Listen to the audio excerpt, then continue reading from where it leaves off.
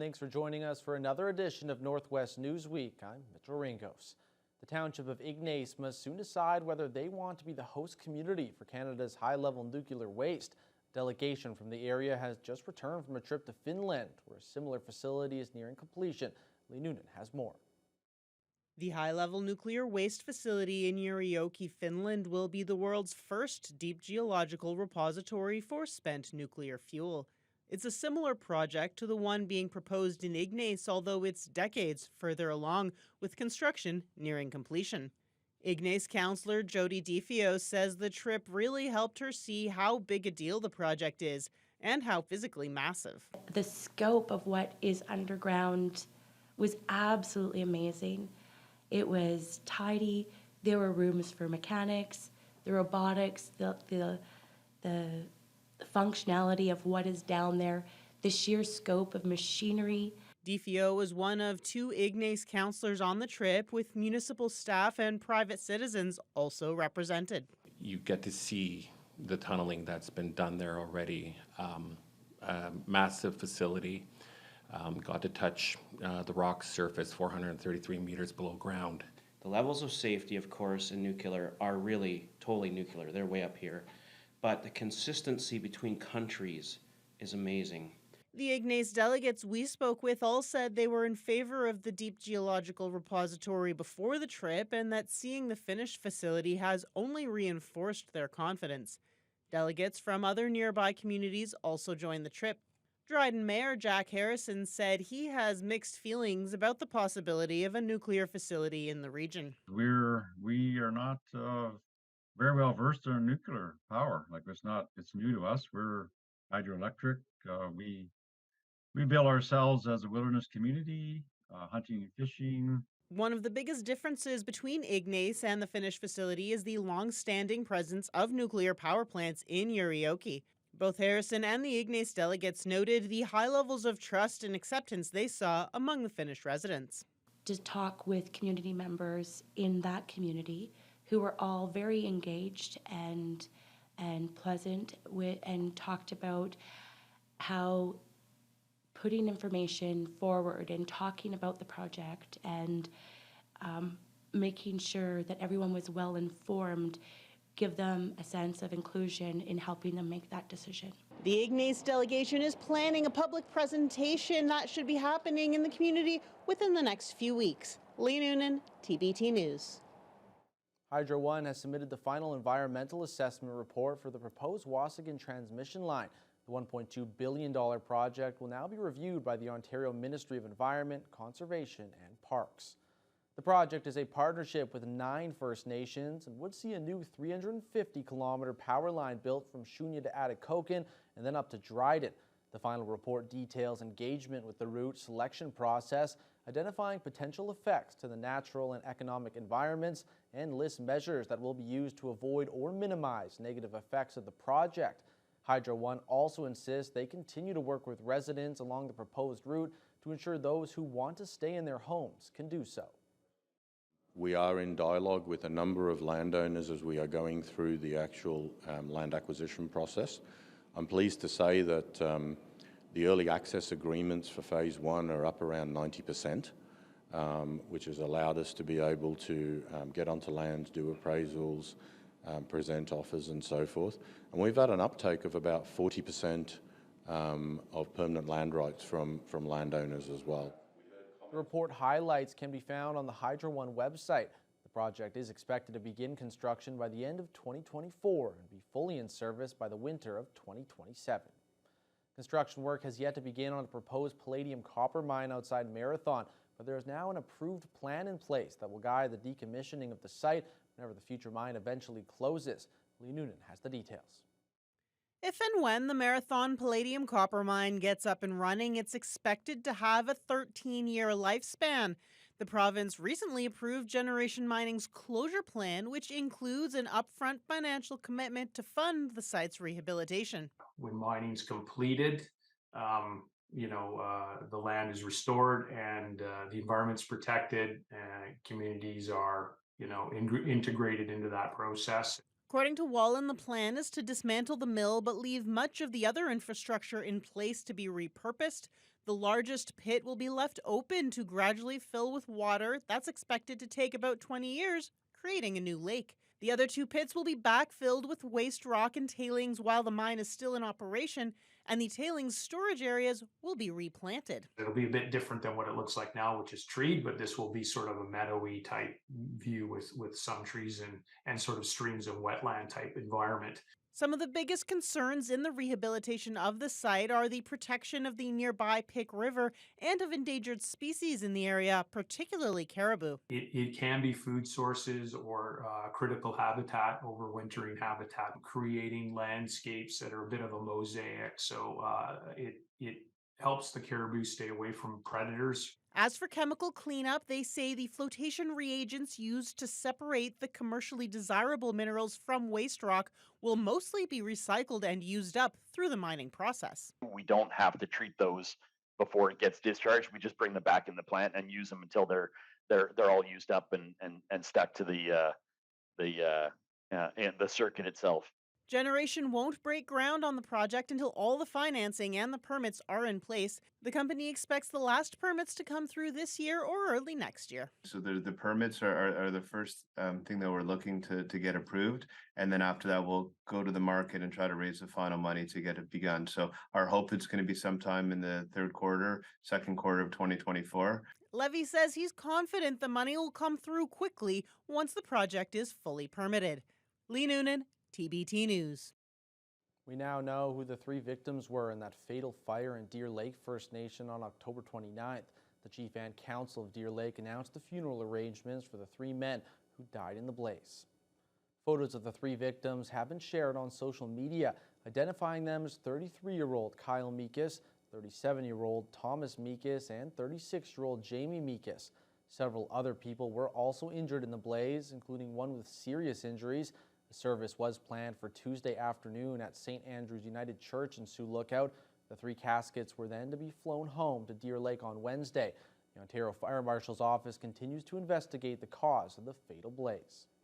The 2 health units in northwestern Ontario are exploring a possible merger as part of a provincial plan to support the healthcare system. While it's attached to some provincial funding, officials with the Thunder Bay District Health Unit fear the size of the new proposed agency could lead to service issues. Vasilios Bellos has the story. It's a potential merger that would result in a health unit spanning the entire region. The Thunder Bay District and Northwestern Health Units are now exploring amalgamation as part of a voluntary plan being rolled out by the province. We certainly are not looking at a merger. We're investigating, and that's what's very important. That decision to explore the concept happened at Wednesday's Thunder Bay District Health Unit meeting. The province has said merging certain health units in Ontario would leave them better suited to perform essential services while attracting and retaining workers. During the meeting, though, concerns that the size of the new proposed health unit in the Northwest could cause service issues. Greenstone Mayor and Board Vice Chair Jamie McPherson says it's important to understand these concerns before making a decision.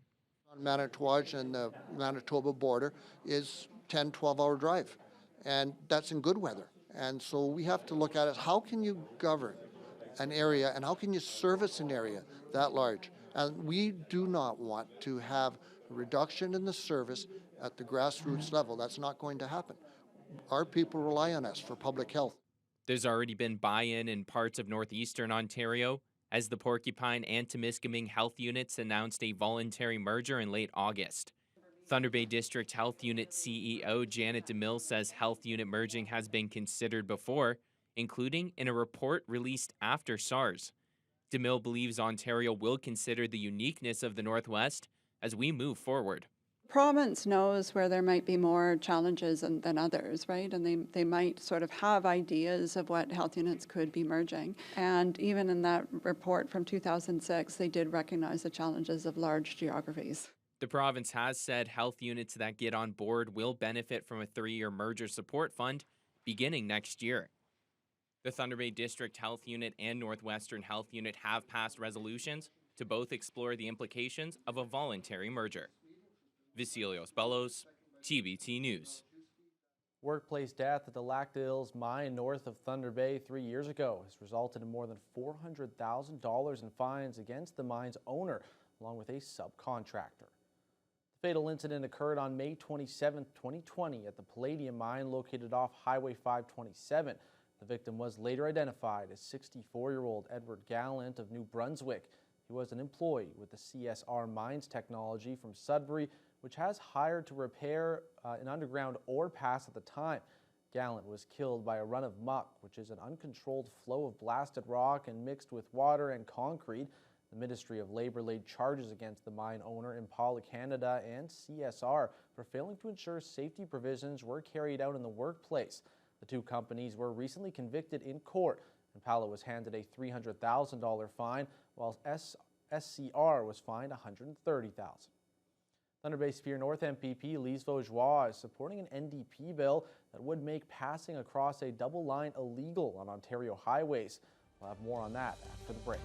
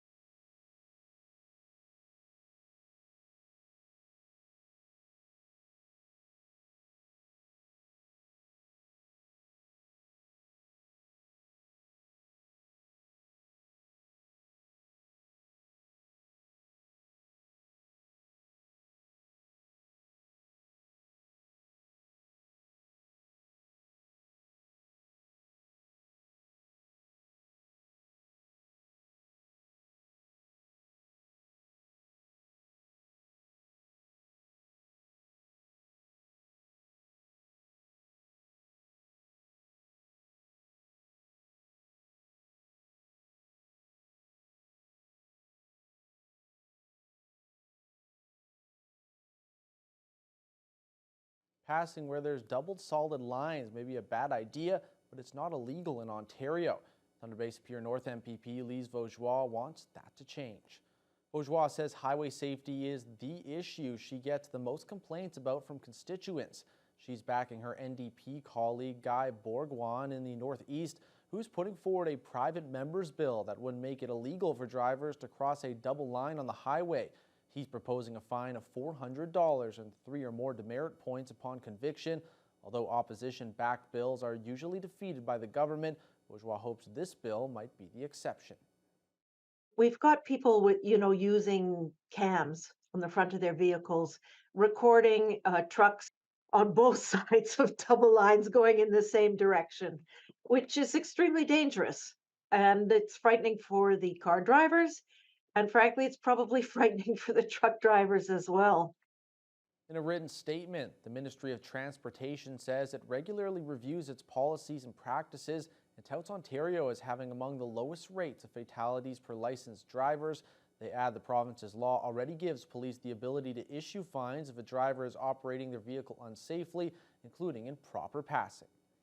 Northwest Region OPP says speed was a factor in a collision between two tractor trailers on the Kenora Bypass, also known as Highway 17A, early Tuesday afternoon.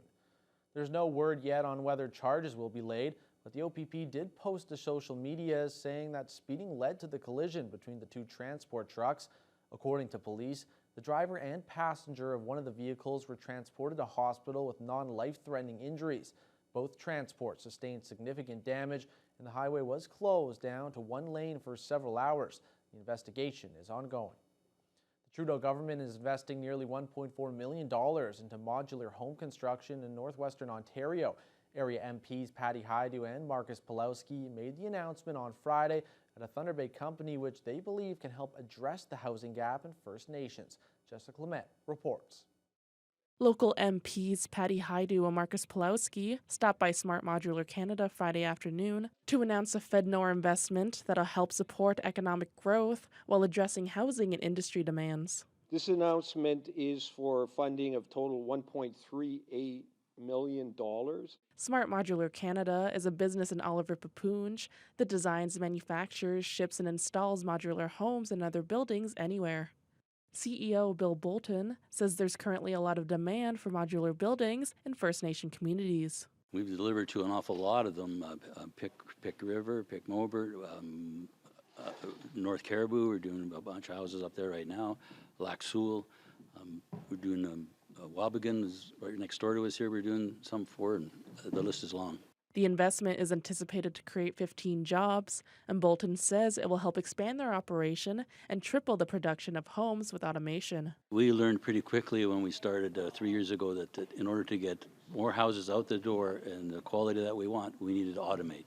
So now we've automated with CNC equipment, so we can now build our own cabinets and that in-house here, where before we had to buy them from out of the province.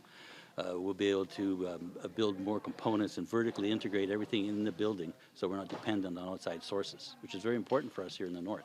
Hajdu, who's also the minister responsible for FedNor, says investing in construction innovators like Smart Modular Canada is key to building more affordable housing. There is no one silver bullet to ending the housing crisis, either in community in First Nation or in other municipalities, but every little bit helps. And when we think about investments that Canada is making in First Nations infrastructure development, that has a direct and immediate impact on our local economy. They don't have a lot of contractors there that are building. They have to get contractors from Thunder Bay, and contractors from Thunder Bay are going to charge a premium because they have to go up there. So the prices really go up, which means it's harder and harder in those places to have affordable housing. So to have something like this that can make affordable housing, modular housing, and bring it out there really makes a lot of sense, and it provides real service to those communities and to all of Northwestern Ontario.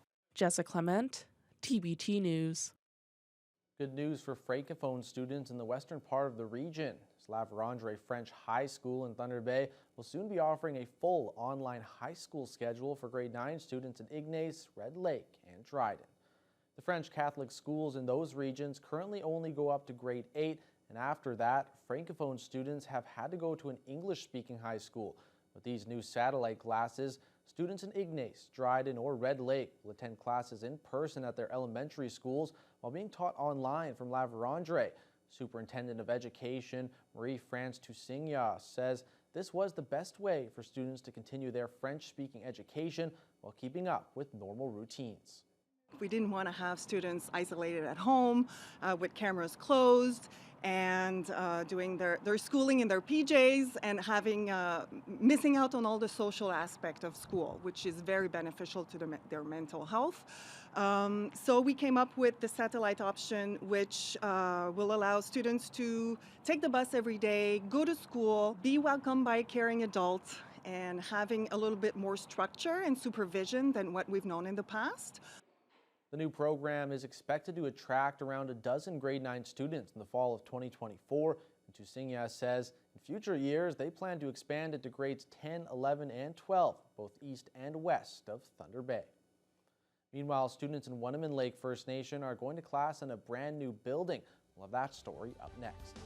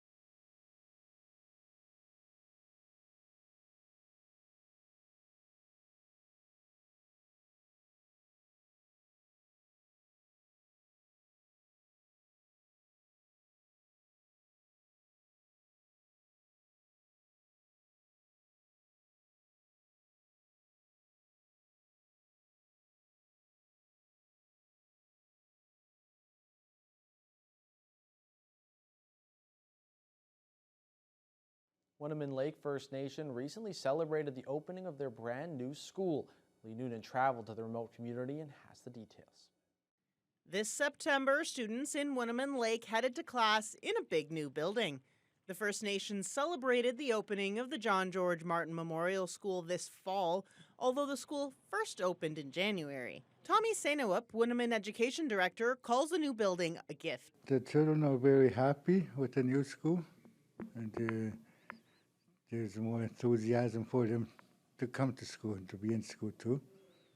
Plus the staff too, it's not just the students and the teachers, and they were looking forward to it. The new school is much bigger. Sainoup says they were able to hire 30 new staff this year through Jordan's principal, staff they wouldn't have had room for before. With students from junior kindergarten right up to grade 10 under one roof, the new building has separate wings for older and younger grades. The walls feature bilingual signage, and all classes are taught in Anishinaabemowin until grade 2. Despite this, Sainoup says he's seen a decline in fluency over the past decade. Students are losing their language. They only speak English. Language instruction is also a priority for Chief Sam Mamakwa. He says it's a matter of identity. We know where that problem comes from, but I don't know, it's a hard one to deal with. Yeah.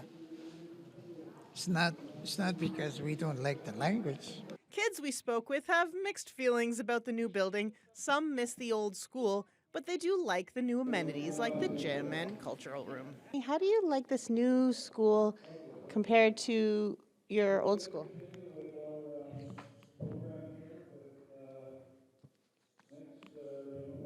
Good. The languages are so cool and beautiful.